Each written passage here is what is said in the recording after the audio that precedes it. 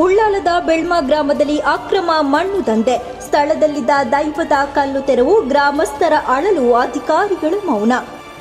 ಹೌದು, ದಕ್ಷಿಣ ಕನ್ನಡ ಜಿಲ್ಲೆಯ ಉಳ್ಳಾಲ ತಾಲೂಕಿನ ಬೆಳ್ಮ ಗ್ರಾಮದಲ್ಲಿ ಅಕ್ರಮ ಮಣ್ಣು ದಂಧೆ ನಡೆದಿರುವ ಗಂಭೀರ ಆರೋಪ ಕೇಳಿಬಂದಿದೆ.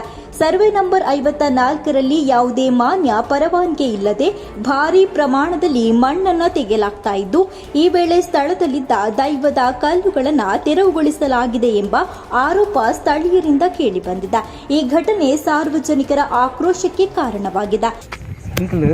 ಪಾರಂಪರ್ಯದ ಮೂಲ ಜಾಗಡೆ ಎತ್ತಿನದು ಈ ಜಾಗಡೆ ದೈವ ಎತ್ತಿಂದು ಆ ದೈವನು ಪೂರ ಕಲ್ಲನ್ನು ಪೂರ ಕೊಣದು ಲಾರಿ ಪಾರ್ದು ಕೊಣುತ್ತೇವೆ ಅಂಚ ಈಗಲೇ ಭಾರಿ ತೊಂದರೆ ಉಂಡಿತ್ತೆ ಅಂಚ ಆ ಜಾಗಡೆ ನನ್ನ ಕೂಡ ಆದ್ಯ ಆವಡು ಕೂಡ ನಿರ್ಮಾಣ ಆವಡಿನ ಪಂಡ ಪಣದು ದೈವ ಇದು ಭೈರವಂಜಿ ಕುಲ್ಲಿಗೆ ಬೊಕ್ಕ ಇದು ಮೈಸಂದಾರ ಡೈಲಿ ವರ್ಷ ಒಂದು ಐದು ಬಳಸೊಂದು ಎತ್ತೆ ಅಂಕ ಸ್ವಂತ ಬಳಸೊಂದು ಎತ್ತೆ ಒಂದು ಗುಡ್ಡ ದಾಯ್ದಾಗ ದೈದಿನ ಬಂದದ್ದು ಗೊತ್ತಿಜ್ಜಿ ಅಂಕಿತ್ತೆ ಒಂದು ಉಂತರ ಬಂದ್ರೆ ಎಂಕ್ಲೆ ಆಕಲು ಉಂಟವನೇ ಇದ್ದಾರೆ ಭಾರಿ ತೊಂದರೆ ಉಂಟು ಎಂಕ್ಲೆಗೆ ಇಂದು ಇಲ್ಲಗೂ ಪೂರ ಜರಿಯಿಂದ ಎಂಕ್ಲೆ ಇಲ್ಲ ಪೂರ ಪೂಪುಂಡು ಅಂಚದು ಇತ್ತೆ ಕಂಪ್ಲೇಂಟ್ ಮತ್ತು ಮಂತದ ಎಂಕ್ಲೆ ಕಂಪ್ಲೇಂಟ್ ದಾಲ್ಲ ಇನ್ನು ಅಂತಿದ್ದೀರು. ಸ್ಥಳೀಯರ ಮಾಹಿತಿ ಪ್ರಕಾರ ಭಾರಿ ಯಂತ್ರೋಪಕರಣಗಳನ್ನು ಬಳಸಿ ಅಕ್ರಮವಾಗಿ ಮಣ್ಣನ್ನು ತೆಗೆಯಲಾಗ್ತಾ ಇದ್ದು, ಅದನ್ನು ಖಾಸಗಿ ಜಾಗಗಳಿಗೆ ಸಾಗಿಸಿ ಮಾರಾಟ ಮಾಡಲಾಗುತ್ತಿದೆ ಎನ್ನಲಾಗಿದೆ.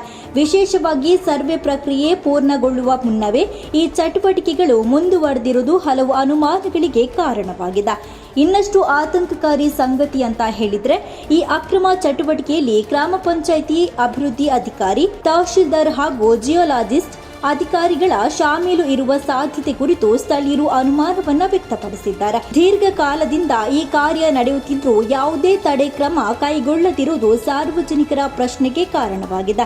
ದೈವದ ಕಲ್ಲುಗಳನ್ನು ತೆರವುಗೊಳಿಸಿರುವ ಆರೋಪದಿಂದ ಗ್ರಾಮಸ್ಥರ ಧಾರ್ಮಿಕ ಭಾವನೆಗಳಿಗೆ ಧಕ್ಕೆ ಉಂಟಾಗಿದೆ ಎಂದು ಸ್ಥಳೀಯರು ಆಕ್ರೋಶವನ್ನು ವ್ಯಕ್ತಪಡಿಸಿದ್ದಾರೆ.